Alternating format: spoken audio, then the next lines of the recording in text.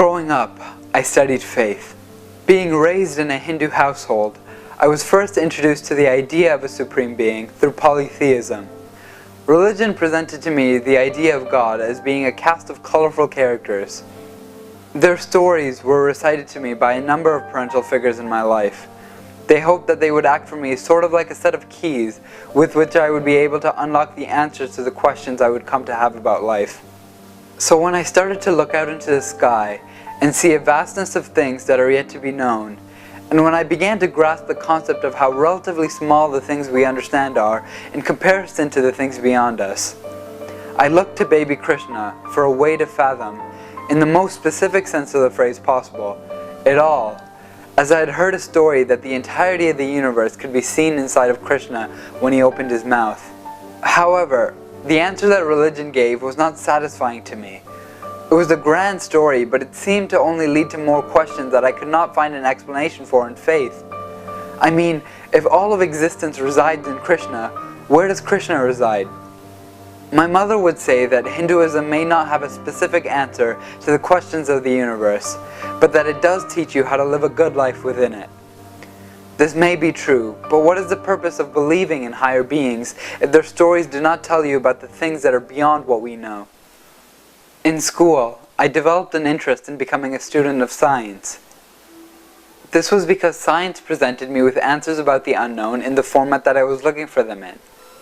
It broke down the unknown into pieces of information that I knew how to interpret, into what I knew to be true.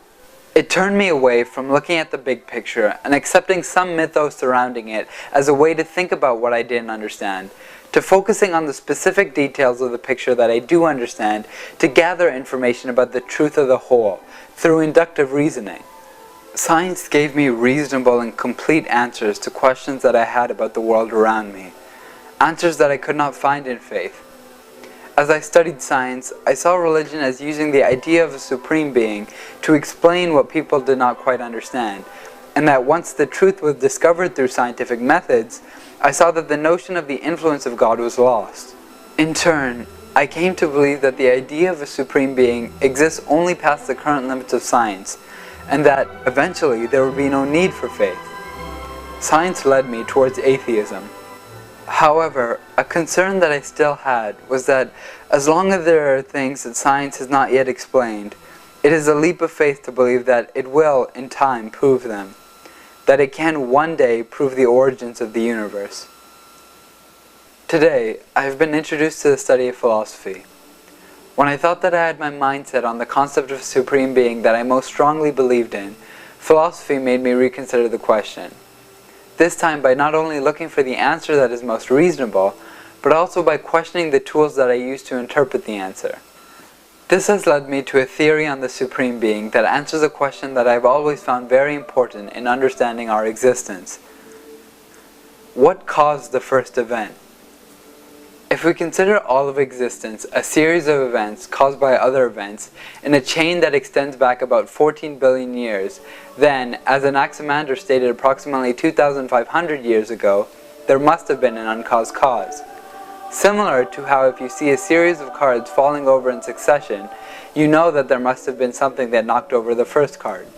This is known as the cosmological argument in support of a supreme being.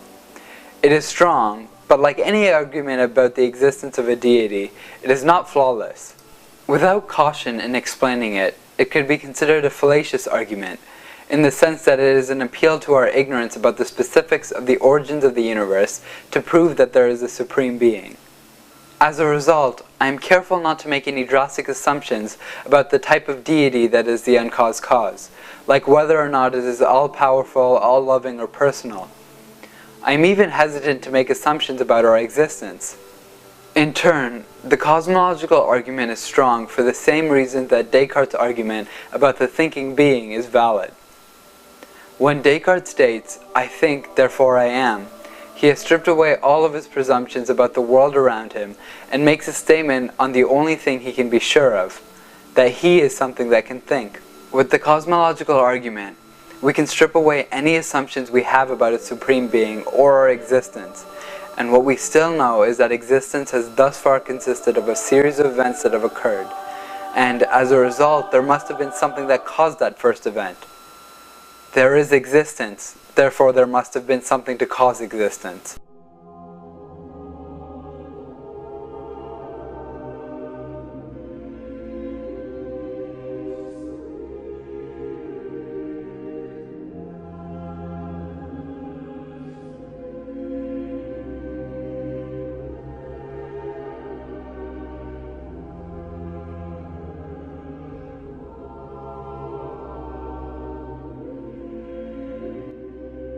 It is difficult to say whether God is anything more than just an uncaused cause, but I know that I can at least say that, because after around 14 billion years of events, I'm here today to consider the question, is there a supreme being?